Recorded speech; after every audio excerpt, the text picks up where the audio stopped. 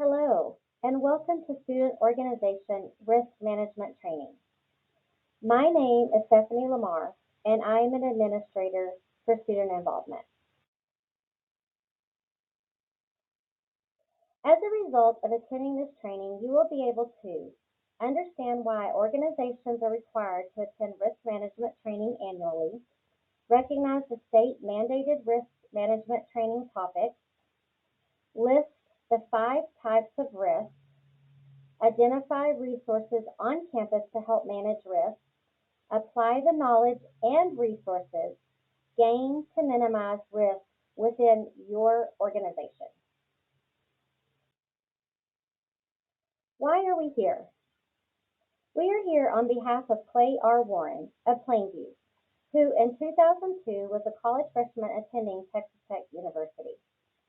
Clay had attended an organization event in Canyon, Texas with several other members, and on their way back to Lubbock, the car they were riding in was involved in a car accident. Clay suffered massive head injuries from the car accident and was transported to University Medical Center, where he later passed away from his injuries.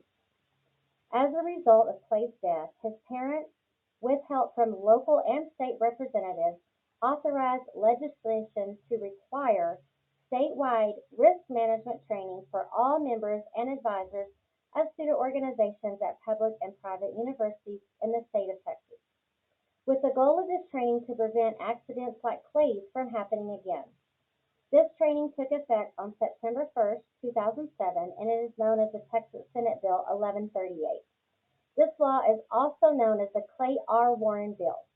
Texas Tech University is legally obligated to provide student organization leaders and advisors with the training and information in this presentation. You might think something like this that happened to Clay couldn't possibly happen to you or your friends, but it happened to one of our very own Red Raiders. By actively engaging with the content in this presentation, you will hopefully be equipped to ensure the safety and effectiveness of your organization and its members, as well as take a large step in fulfilling your legal obligation as a student organization officer at Texas Tech University. With the proper planning, accidents like Clay's and accidents of various natures can be prevented.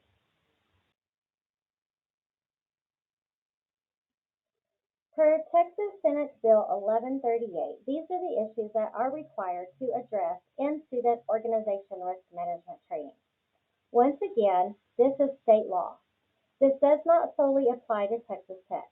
Across the state of Texas, college students who are members or officers of a student organization are required to attend risk management training that covers these topics. These are 8 required risk management topics. Topic 1, possession and use of alcohol beverages and illegal drugs. Hazing is topic 2. Topic 3 is sexual abuse and harassment. Topic 4 is fire and other safety issues. For example, possession and use of firearms, other weapon, or explosive devices.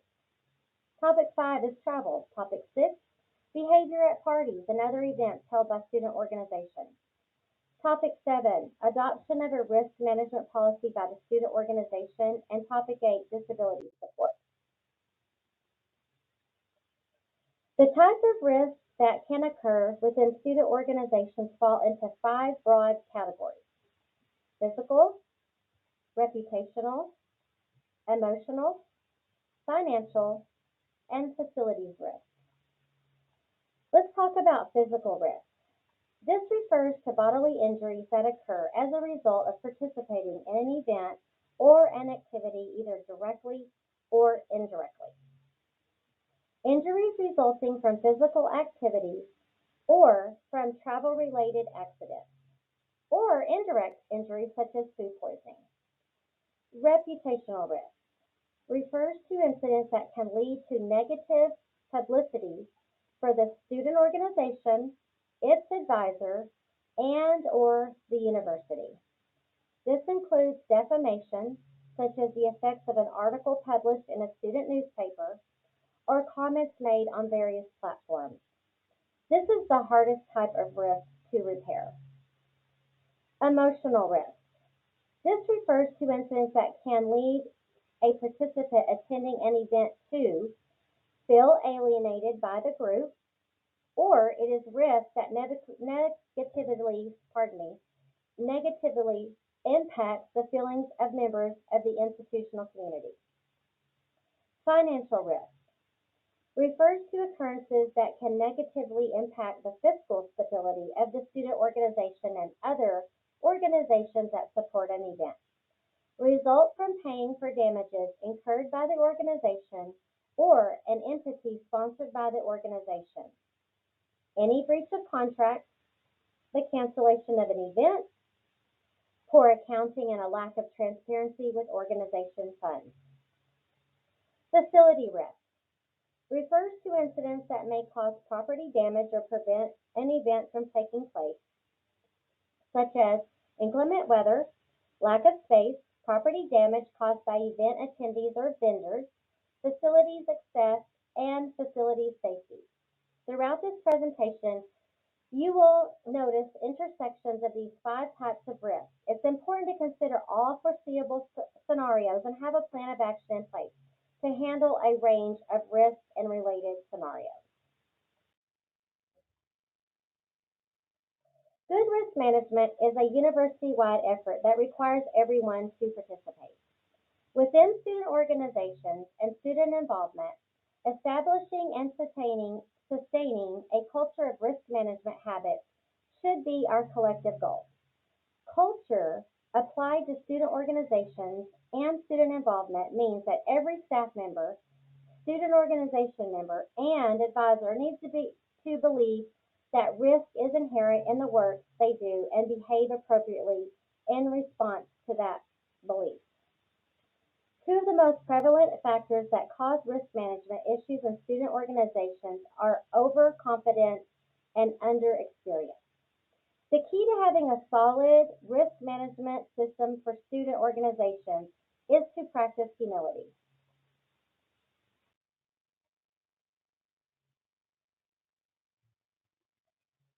As a student organization, there are 5 general steps you can take to manage the risk that student organizations could take in their activities for any event or function.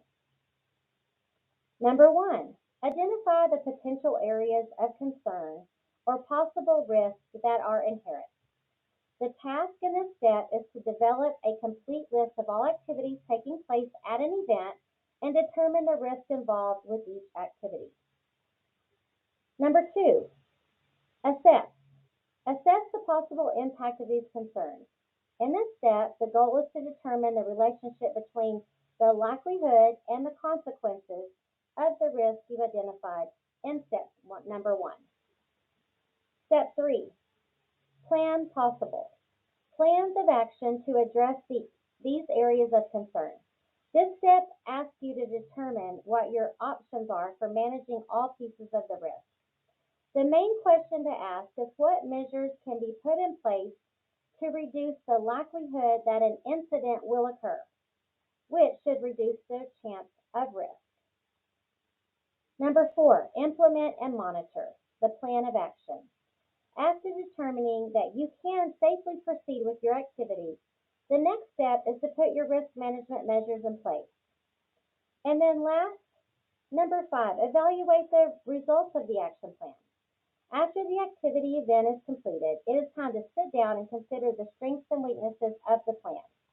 Analyze details of any incidents that might have occurred during the event and analyze whether the plan was a success or not and where improvements can be made. Let's talk about topic number 1, possession and use of alcoholic beverages and illegal drugs. Let's begin with Texas Tech's policy on alcoholic beverages. Texas Tech policy defines misconduct as unlawful or unauthorized possession, use, distribution, delivery, or sale of alcohol and or public intoxication, consumption that endangers oneself, or operating a vehicle while intoxicated or under the influence of alcohol. Part 1, Section B, misconduct number 3.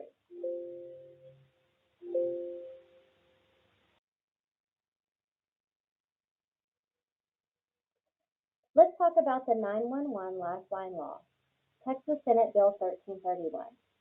This law was passed by the Texas legislature in 2011. The law says that a person under 21 will not be charged by the police for possessing or consuming alcohol if the person calls 911 because someone might have alcohol poisoning.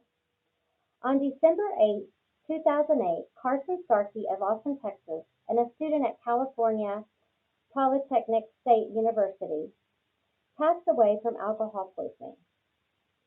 Carson was 18 years old and finishing his first semester in college. After participating in a hazing ritual where Carson was instructed to consume vast amounts of alcohol, he lost consciousness and was showing multiple signs of alcohol poisoning. However, his fraternity brothers did not call for help to assist Carson because they feared they would get in trouble for the use of alcohol. Had help been called, Carson could have been provided life-saving medical attention, but fearing consequences, Carson's peers did not call for help. The result was the death of their fraternity brother. Bottom line is that if you believe that someone is suffering from alcohol poisoning, get them help regardless if they are underage and have been drinking or not. Drinking underage should not be a reason for not providing care to members in our organization and other Texas Tech students. The 911 Lifeline Law says the following. This limited immunity applies only to the first person to call for medical assistance. The caller must remain on the scene until medical assistance arrives. The caller must cooperate with EMS and law enforcement. Section 3 of this law also provides that the university will provide educational options in lieu of conduct proceedings in certain situations.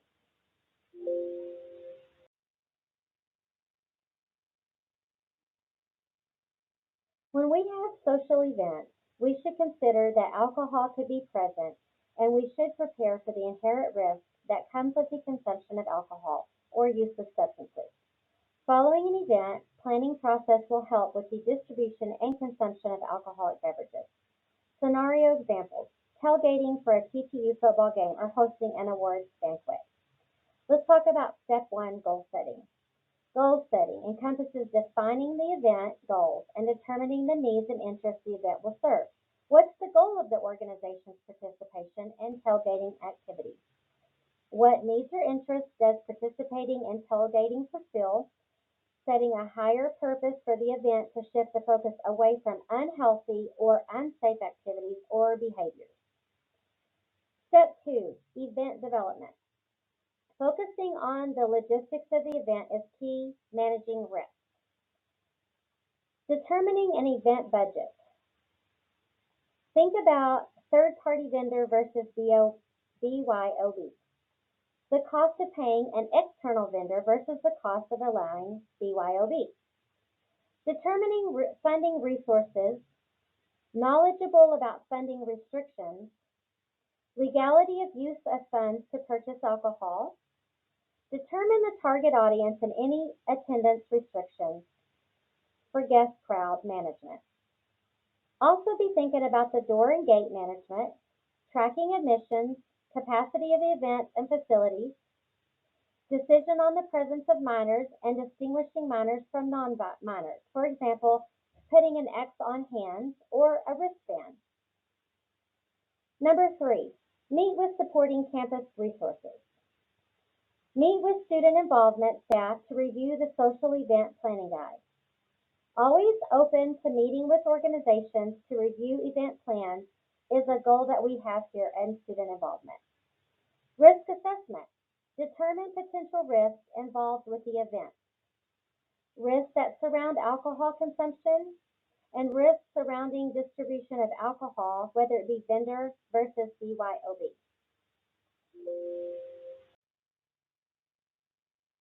The social event planning guide gives suggestions of how to monitor the distribution and consumption of alcohol at an event. BYOB. This is a method that allows attendees to bring their own alcohol. While there is inherently more risk involved with BYOB, this method can be executed executed safely. Some suggestions are as follows. Quantity limits, such as 6 12-ounce containers of a beverage. Limits on the type of alcohol, such as prohibiting hard liquor and only allowing beer and wine. Prohibiting cases of alcohol, such as 12-packs and 30-packs. Prohibiting other alcohol paraphernalia, such as beer bongs, party balls, pitchers, tumblers, etc. Prohibiting drinking games that encourage inappropriate drinking behaviors. Mandating BYOB beverages are checked into a centralized distribution area, and a punch card system is used to acquire another beverage each time. Third-party vendor. This method is inherently more controlled and therefore provides better natural risk management, as vendors require contracts for their labor and alcohol must be distributed by licensed individuals. This offers one centralized location for the distribution of beverages. This prevents over-serving and prevents minors from being served. The vendor must be licensed to sell and serve alcohol in the state, county, and/or city. The organization must obtain a copy of the license from the vendor, and the vendor must have a minimum of $1 million of general liability insurance and name the organization as an additional insured, listing the org as a certificate holder. The organization must obtain a copy of vendor's certificate of insurance. The organization and vendor must agree to a cash or credit per drink sales only to off-cage individuals. The organization must have reviewed the contract and the organization's policies with the vendor. Managing the door. Let's talk about managing the door. Carding everyone who enters the event. Marketing participants as under 21 with an X on their hand or with a wristband. If BOB, checking coolers containers to ensure BYOB rules are adhered to. Managing entry and exit of the event. Managing the bar for BYOB and vendor. Who will manage the distribution center? Who will manage the bar? Prohibiting attendees from being inside the distribution center. Where will the bar be located? Who will work it? Who are the bartenders? Bartenders and monitors should always be sober and never new members. How many drinks can bartenders serve one person at a time? How will drinks be checked and or collected? Will we use a ticket system or will we use a punch card system? Member and guest management. Member and guest management is monitoring guests as a proactive method to minimizing risk before it happens. Monitors are charged with regulating the event and maintaining the risk management and social event planning guide. Monitors should never consume alcohol leading up to the event or during the event. Monitoring guests to ensure they are only drinking the alcohol they brought and checked in. Monitors manage entrances and exits to the event other than the main door. Monitors manage the event capacity. One monitor that is in charge.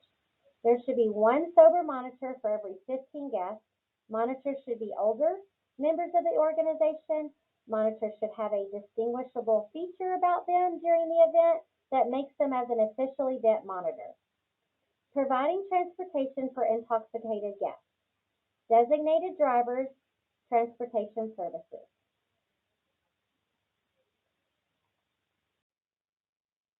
Okay, we're going to move on to Texas Tech's policy on drugs. Texas Tech policy on narcotics or drugs.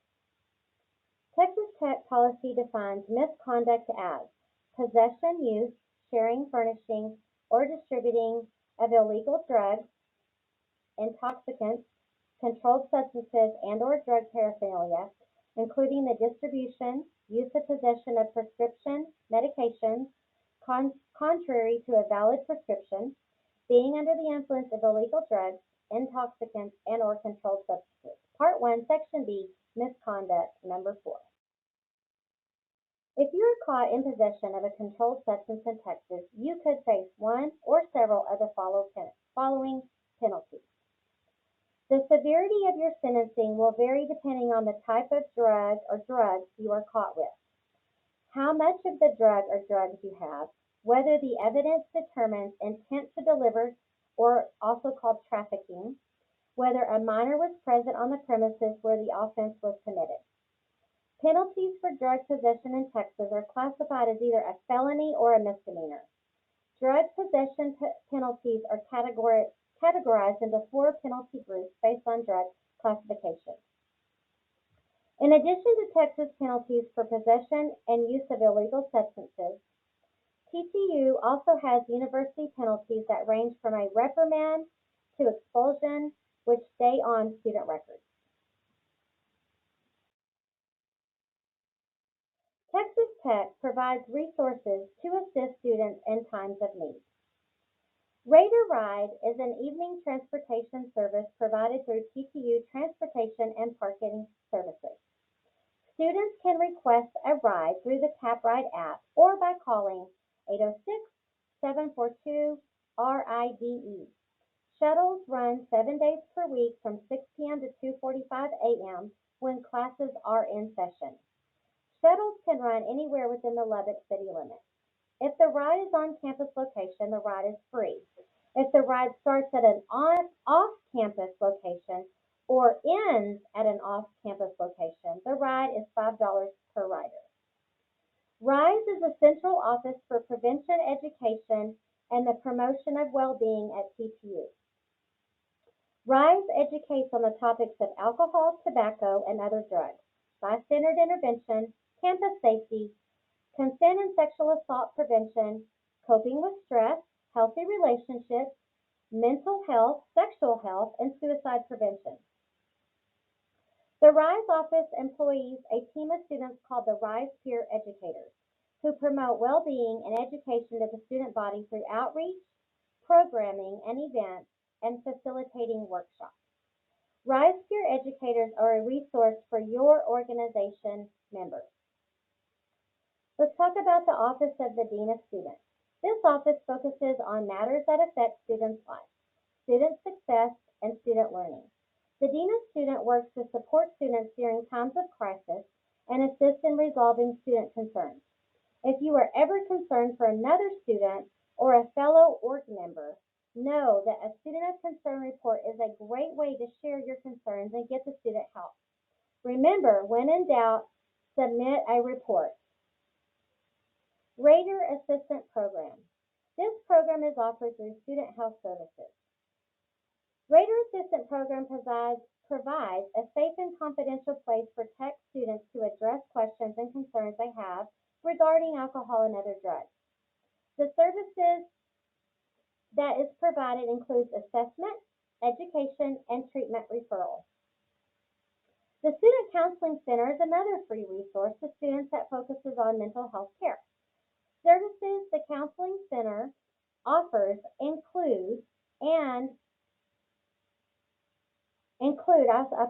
couples counseling, online counseling assistance, group counseling, biofeedback personal coaching, and manager mood skills building groups. Lastly, the Couple Marriage and Family Therapy Clinic and the College of Human Sciences is another mental health care resource open to students. This service is not free to students, but services are provided on a sliding scale structure.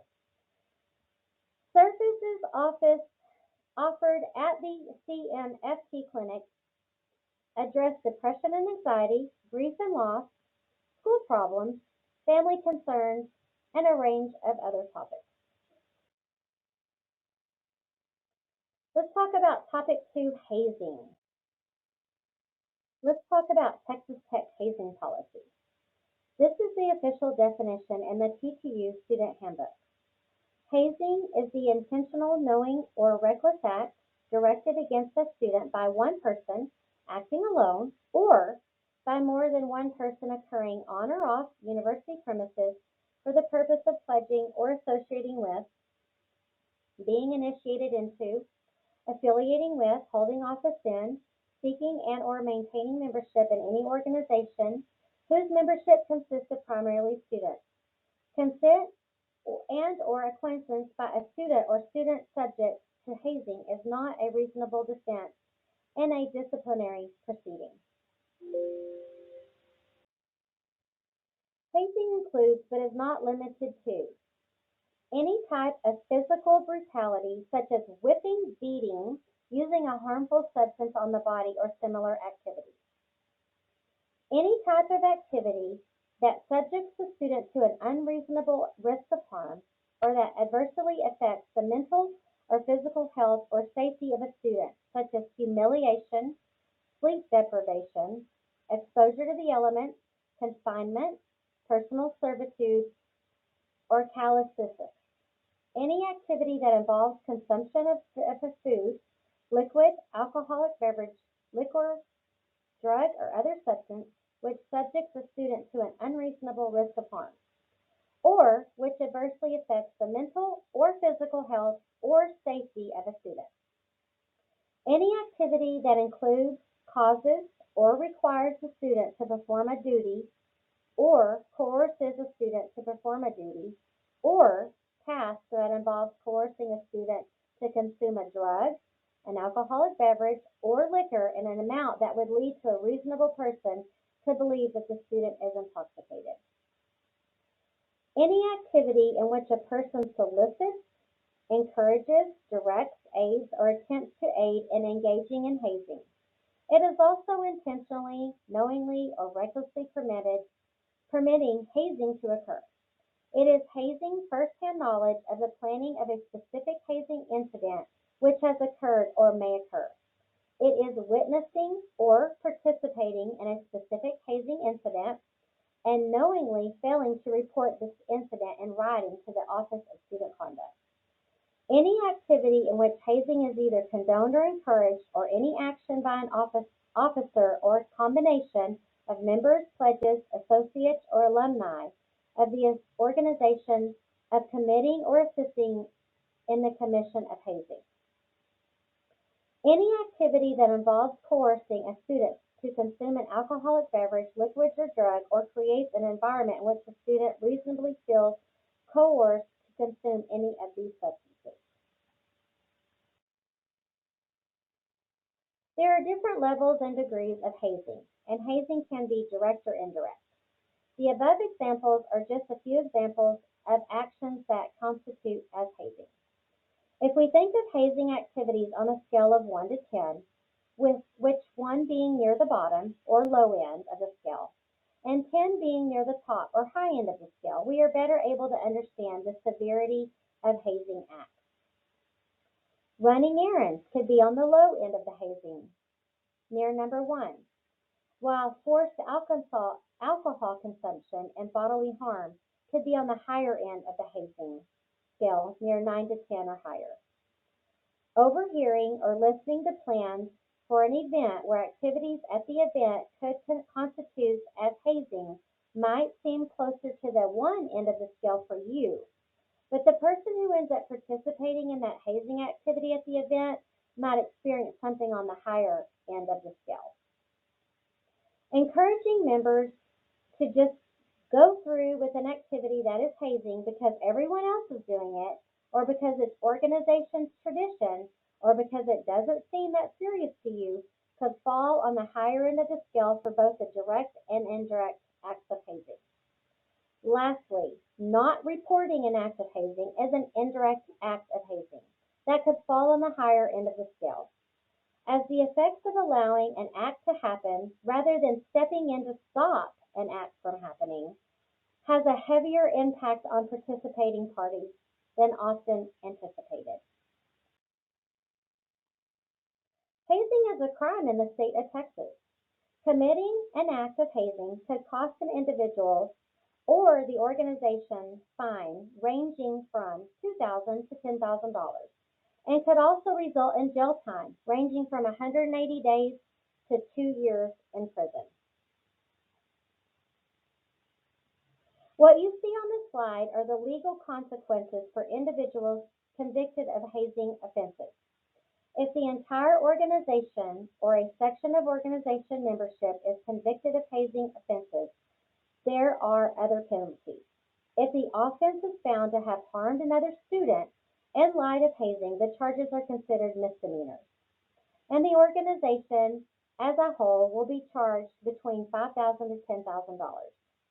If these actions cause a personal injury, extreme damages, or irreplaceable loss, it's punishable by a fine ranging from $5,000 or double the amount lost.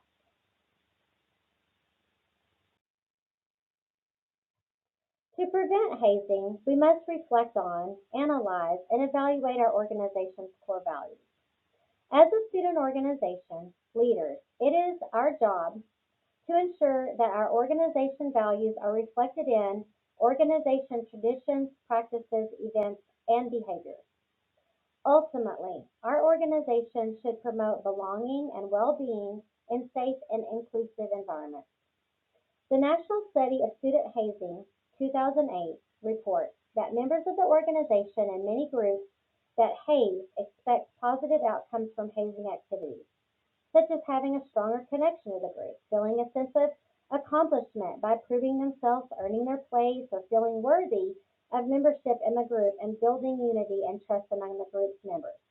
However, these desired outcomes are all achievable without hazing, and research shows that hazing can actually undermine groups' missions and purposes.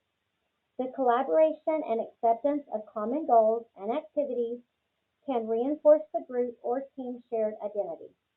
Hazing can affect the five types of risk. Physical, someone can get hurt. Emotional, hazing can affect members emotionally. Reputational, negative publicity could cause your organization to shut down and loss of membership. Financial, there can be lawsuits and an increase in insurance premiums and payment of fines. Facilities, replacement of property if damaged. Here are the resources for your organizations that we talked about earlier. Dean of Students, Student Involvement, Raters Report. Let's talk about topic 3, sexual abuse and harassment. When people think of sexual assault, they might most commonly think of rape. However, sexual assault falls into multiple categories. At Texas Tech, all sexual assault, harassment, inappropriate touching, etc., are all classified as sexual misconduct. Think of sexual misconduct as the umbrella term for sexual assault. Sexual misconduct is broken down into 4 categories. Sexual harassment, unwelcome, verbal, written, or physical conduct of a sexual nature that is sufficiently severe, persistent, or persuasive that it is unreasonably interferes with the victim's educational experience or creates a hostile educational environment. Let's talk about sexual exploitation. Taking non-consensual or abusive sexual advantage of another for the benefit of oneself or a third party. Prohibited behavior includes, but is not limited to, photography or video recording of another person in a sexual, intimate, or private act without that person's full knowledge and consent, purposeful distribution or dissemination of sexual or intimate images, or recordings of another person without that person's full knowledge and consent. Sexual voyeurism, expose their genital or private areas, prostituting another student, and engaging in unprotected sexual activity while knowingly infected with an STI, without the party's knowledge or consent. Let's talk about public indecency. Engaging in private or sexual acts in a publicly viewable location, such that is offensive to accepted standards of decency. Public urination or public sex acts are examples of those. Sexual assault can fall into 2 categories. Non-consensual sexual contact. Intentional sexual touching, however slight and with any object or part of one's body, of another's private areas without consent. Private areas include butt, breast, mouth, genitals, groin area, and other bodily orifices. Non-consensual sexual intercourse. This is where sexual penetration or intercourse, however, slight and with any object without consent. Penetration can be oral, anal, or vaginal. Domestic violence. A felony or misdemeanor crime of violence committed by a current or former spouse or intimate partner of the victim, by a person with whom the victim shares a child in common, by a person who is cohabitating with or has cohabitated with the victim as a spouse or intimate partner, by a person similarly situated to a spouse of the victim under the domestic or family violence law of the jurisdiction in which the crime of violence occurred, or by any other person against an adult or youth victim who is protected from that person's acts under the domestic or family violence laws or the jurisdiction in which the crime of violence occurred. Dating violence. Violence committed by a person pardon me. Dating violence is a violence committed by a person who is or has been in a social relationship of a romantic or intimate nature with the victim. The existence of such a relationship shall be determined based on the reporting party's statement with consideration of the length of the relationship, the type of relationship, and the frequency of the interaction between the persons involved in the relationship.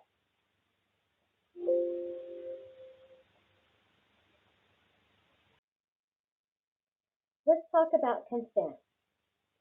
Texas Tech University defines consent as follows. Definition of consent by Texas Tech.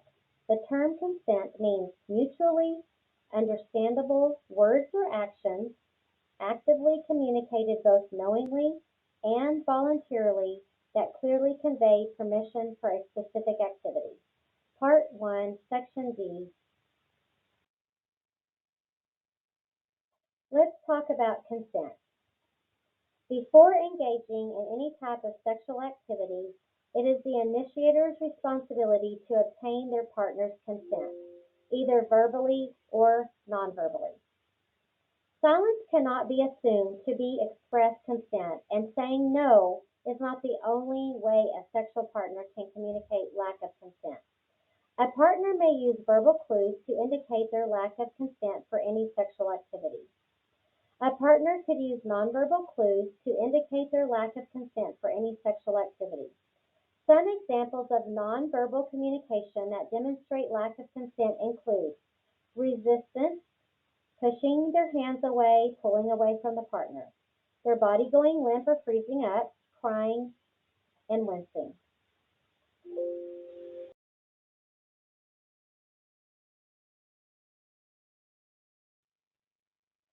Texas Tech University provides campus resources to assist students and student organizations with education, reporting, and advocacy for preventing and addressing sexual misconduct. The RISE office offers workshops over sexual assault prevention, bystander intervention, healthy relationships, sexual health, and alcohol and other drug misuse prevention. These workshops are available to your organization.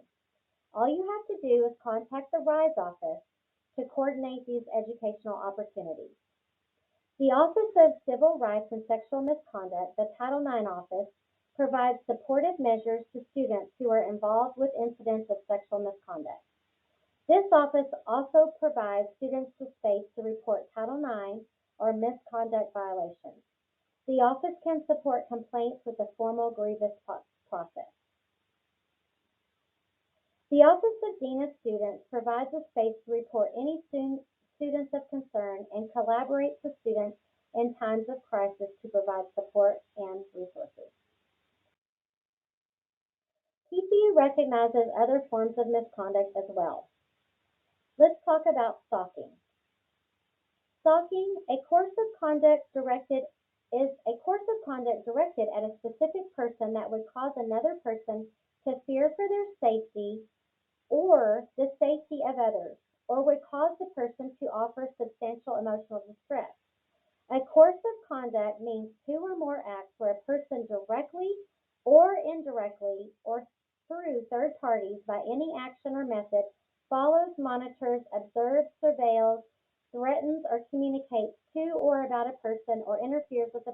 property. Substantial emotional distress means significant mental suffering or anguish that may require medical or other professional treatment or counseling. Let's talk a little bit about retaliatory discrimination or harassment.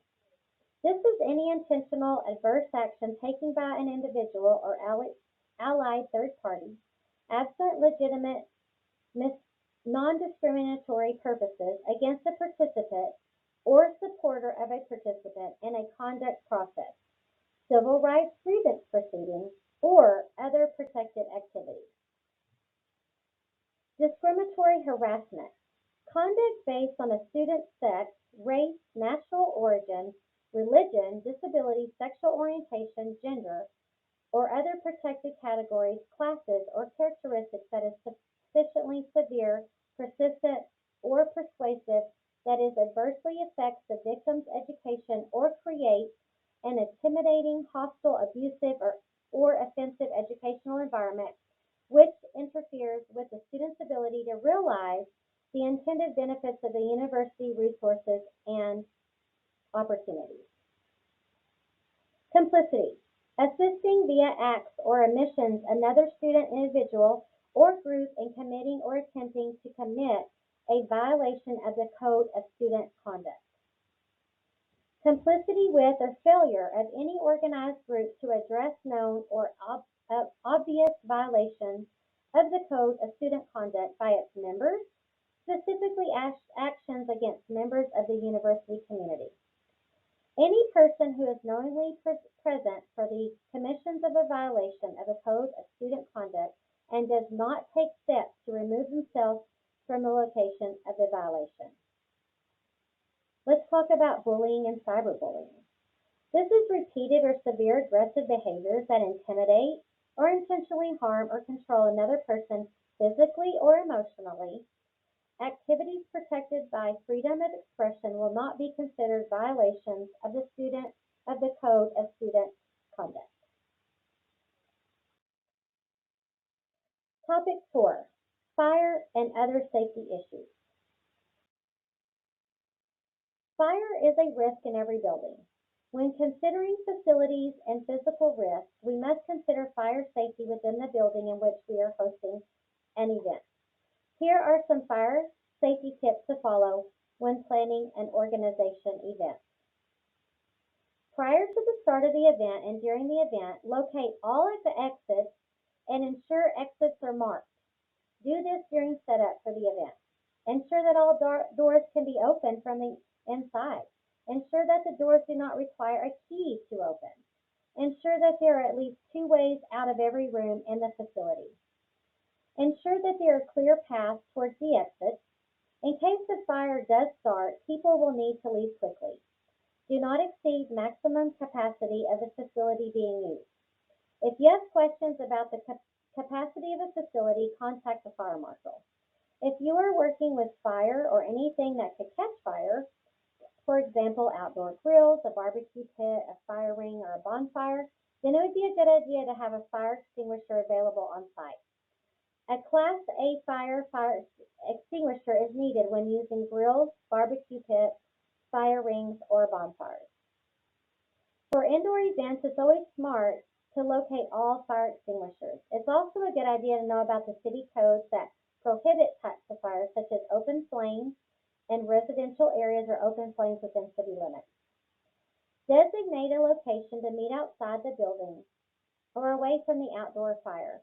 Once outdoor of or away from the fire, conduct a roll call to verify that everyone has escaped. Remain outside until notified by the fire department that the area building is safe.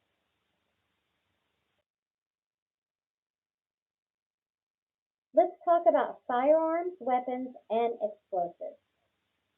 This is Texas Tech's policy defining misconduct as illegal or unauthorized possession of firearms, explosives, other weapons, or dangerous chemicals, or use of any item in a manner that attempts to harm others.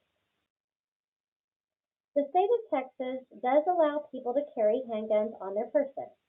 Likewise, Texas Tech University also has a campus carry policy. Texas HB 910, passed in 2016, legalized the open carry of handguns in Texas for people who have a concealed handgun license. However, this law allowed institutions of higher education exceptions to create policy that fits the individual campus environment. Texas SB 11 allows people to carry concealed handguns on academic campuses, but again, the law allows institutions of higher education to have discretion in tailoring this policy to the campus environment. On September 1st, 2021, Texas signed into the law the Constitutional Carry Law. This law modifies the 2016 HB 910 open carry law by allowing people 21 and over to either openly or concealed carry a handgun in a holster without any permit to carry. How does this law affect Texas Tech University campus carry policy? It doesn't. To carry a handgun on Texas Tech University's campus, the following must be met. According to Operation Policy 1022, the carrier must have a valid LTC or CHL license to carry concealed handgun license. The weapon must be concealed at all times. The handgun may never be openly carried. The carrier must, by law, adhere to the Penal Code 30.06,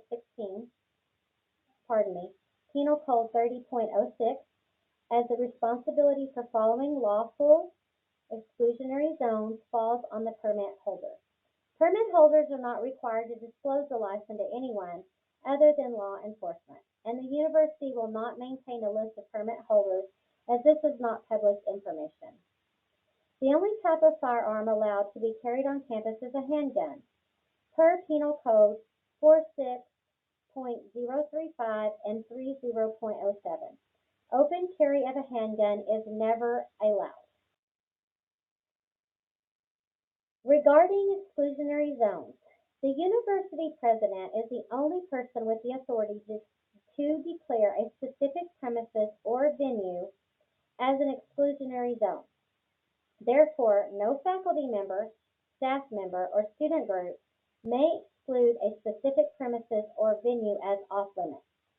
Additionally, Texas statutes outside of Texas Government Code Section 411.2031 separately provides exclusions of certain premises or events. Under such laws, concealed carry is prohibited from the following premises or locations: high schools, collegiate or professional sporting events, or interscholastic events, including Texas Tech University sporting events, where any UIL sanctioned competition is being held, where any Board of Regents meeting is being held, Office of Student Conduct, where any official government meeting or judicial proceeding is being conducted, where polling is being conducted for local, state, or federal elections. There are additional exclusions on the TTU campus. They are as follows. Please refer to the additional exclusions as follows on this slide.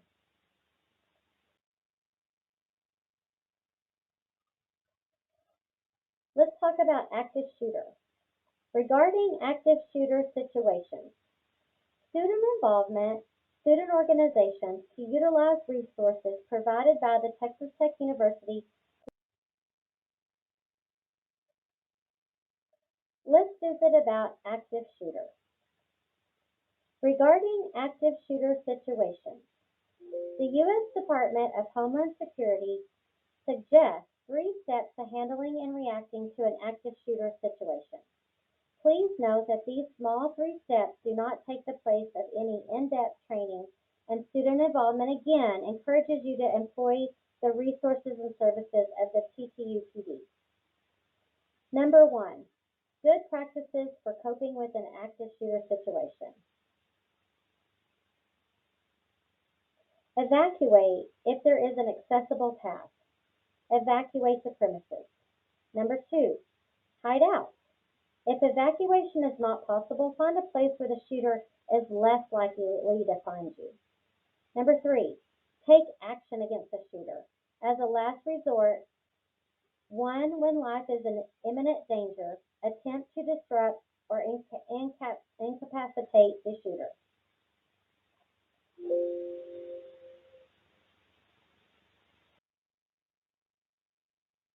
Let's talk about topic 5, travel. When you're traveling with your organization, it's smart to create a travel plan or travel itinerary. A travel plan can be used to organize pre-trip tasks, and a travel itinerary can be used to ensure your group is organized during the trip. It's also smart to create a post-travel plan to organize any documents, expenses, or funding receipts that need to be turned into the offices on campus or the organization's treasurer. When planning to travel with your organization, using the who, where, what, when, and how method of planning will help guarantee that planning is thoroughly completed. Let's talk about the who. Who's going on the trip? It is suggested that a roster of participants is used before the trip and during the trip. A roster of individuals participating in the trip helps ensure that proper housing accommodations and travel accommodations are met and can help with the financial management of the trip. The roster is also helpful in emergency situations as well. This roster should include essential information of the people going on the trip, as well as emergency contacts of these people. Let's talk about where. Where is the group traveling to? This is the destination of the trip and how will the group arrive at this destination. If the group is traveling by vehicle, this is where the travel route will need to be considered, the type or types of vehicles that will be driven, and where rental vehicle accommodations will be made. If the group's flying, this is where all flight details will be kept and made. Housing accommodations are also considered in the where section of the travel plan. What?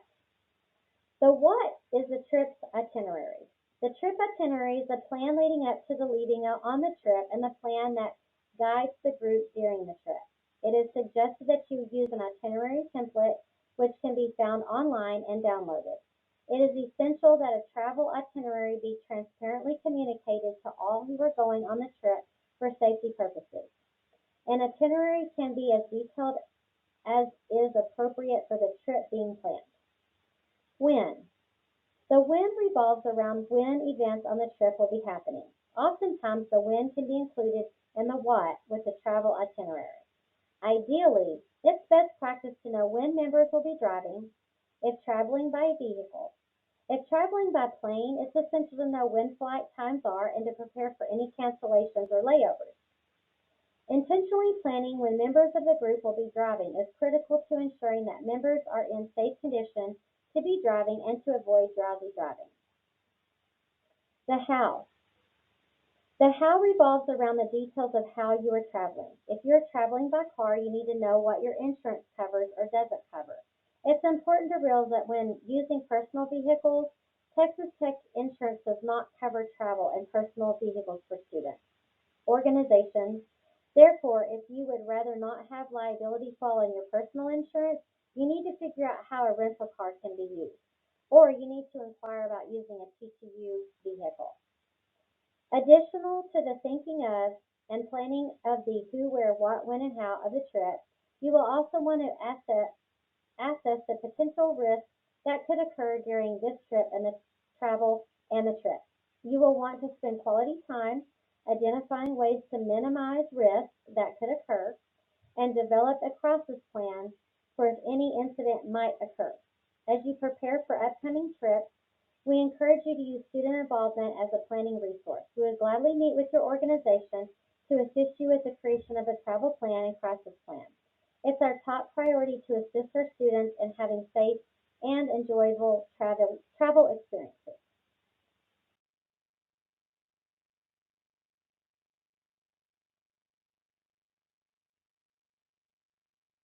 Let's visit about the Clery Act reporting and student travel org. The Clery Act is a consumer protection law that federally mandates all institutions of higher education who participate in the federal student financial aid program to disclose campus crime statistics and other security information to the campus community and general public. The Clery Act was College Vane in memory of Jeannie Clary, a first-year student attending Leaview University. On April 5, 1986, Jeannie was murdered by Joseph Henry, a fellow student that she did not know. Henry entered the building through propped open doors. A student often used boxes to prop open doors so they could easily come and go. That night, Jeannie left the door unlocked for her roommate, who had misplaced her key, and in the middle of the night, she was awakened by Henry burglarizing her room. In 1987, the Cleary family founded an initiative focused on campus security. In 1990, Congress enacted the Cleary Act, which requires institutes of higher education to report campus crimes.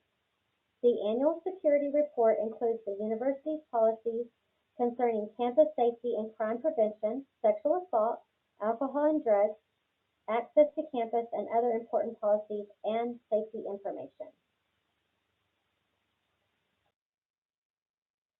Student organization travel impacts Cleary crime reporting.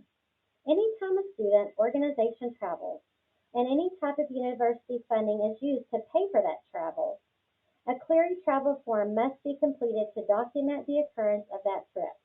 Whether any Cleary reportable crimes occur at the event or in the lodging being utilized by the student organization.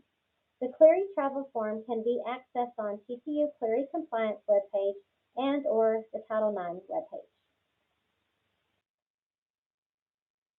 Topic 6. Behavior at parties and other events. Behavior at parties and other events is another topic that we must discuss. It is imperative that members of TTU student organizations and these organizations' leaders remember that you all represent yourself, your organization, and organization like yours across the nation and Texas Tech University. Regardless of if an event or a trip is an official or unofficial event, student organization members inherently challenge reputational risk on a daily basis through behaviors and the handling of incidents. It's important to set expectations of all members and include these in your constitution. You might have heard of the fishbowl analogy. This is an analogy that helps us understand how everything we do truly does matter. Consider this: we are all immersed in our lives, much like a fish in the water in which it swims. Even a healthy fish cannot thrive in unhealthy water. What kind of water are we choosing to swim in? Questions to ask ourselves: what people do we spend time with? Is the work you are engaging in inspiring to yourself and to others? Do you know your why? How do you care for yourself? How are your decisions and actions shaping what others think of you? The answers to these questions all make up the water you swim in. Every choice you make matters because as student organization leaders, everyone can see into your fish bowl. So it is crucial that, as Red Raiders, we strive for integrity. We strive to portray our best character as if nobody's watching. We strive to be the person our dog believes us to be.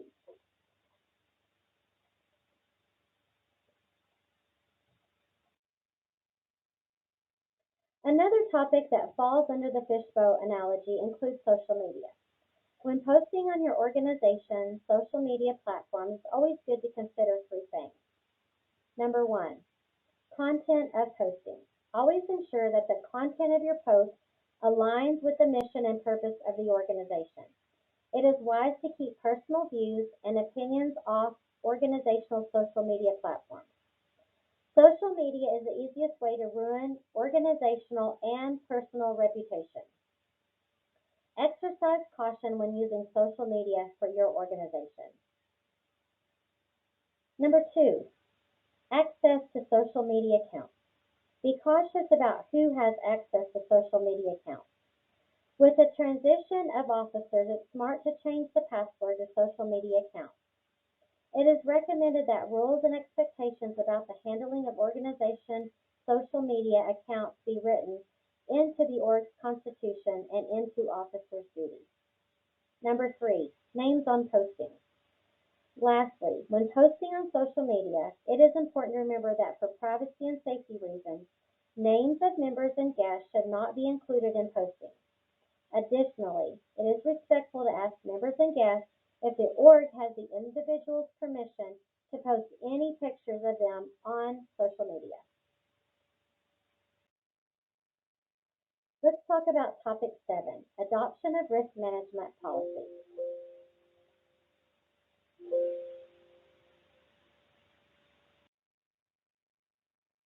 Ultimately, each organization should adopt a risk management policy, not only to protect Texas Tech, but to protect the organization and its members. The organization, constitution, and bylaws is a great place to develop a risk management policy.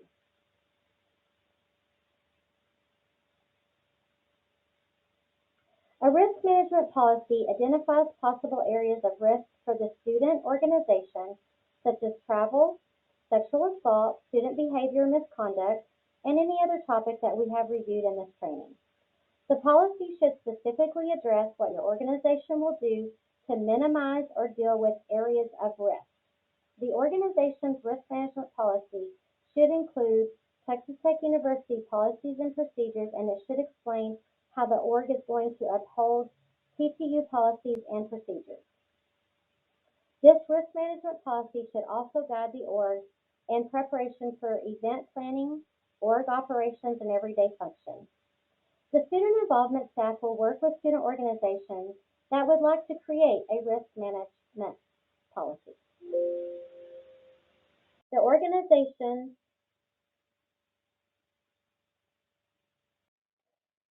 The CDC estimates that 5,764,167 adults in Texas have a disability.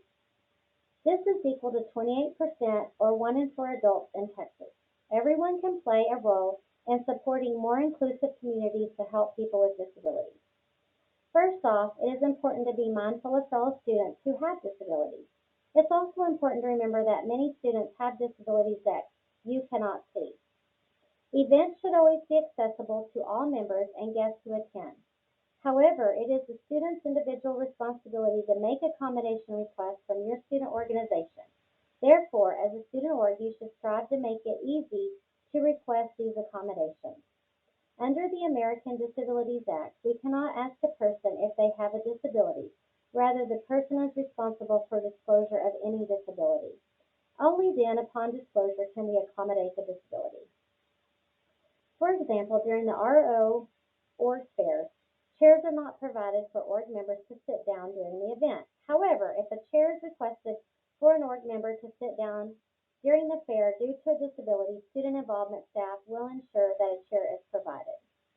Student disability services can help students who have disabilities. Student disability services offers information on campus accessibility, disability awareness, sign language interpretation, loaning of some assistive devices, tutoring, and priority registration. Student Disability Service also provides information regarding and referral to a variety of campus and community resources. Student Disability Services can answer any questions you might have about accommodating individuals with disabilities.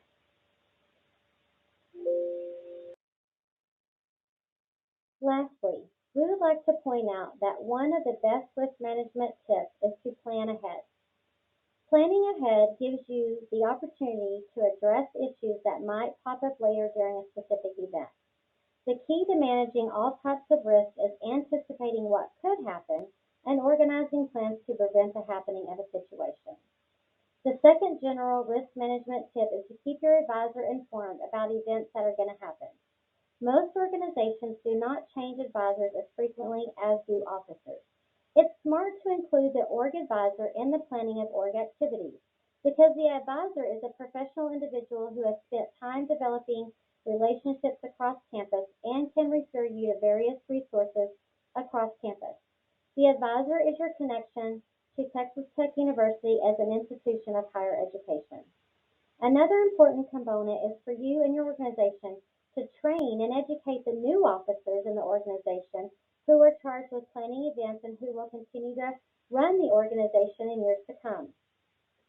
A smooth officer transition is key to determining the success of your organization and avoiding unforeseen accidents.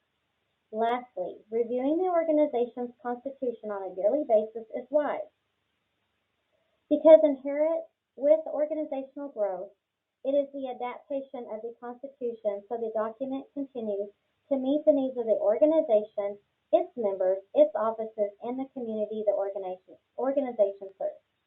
Consistently reviewing the Constitution can also prevent violations of the Constitution. By investing in awareness strategies and focusing on any potential risks that are associated with the functioning of your organization, you set up your organization for success. Chances are, if it doesn't feel right, then it probably isn't.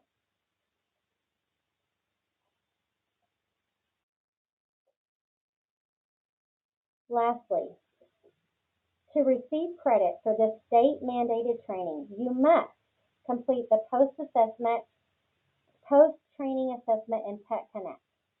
After watching this video, you will be prompted to click the post-training assessment link. Please make sure you are logged in to fill out and submit the post-training assessment before moving on to the next module. And if our office does not receive the post-training assessment, your organization will not receive credit for this training.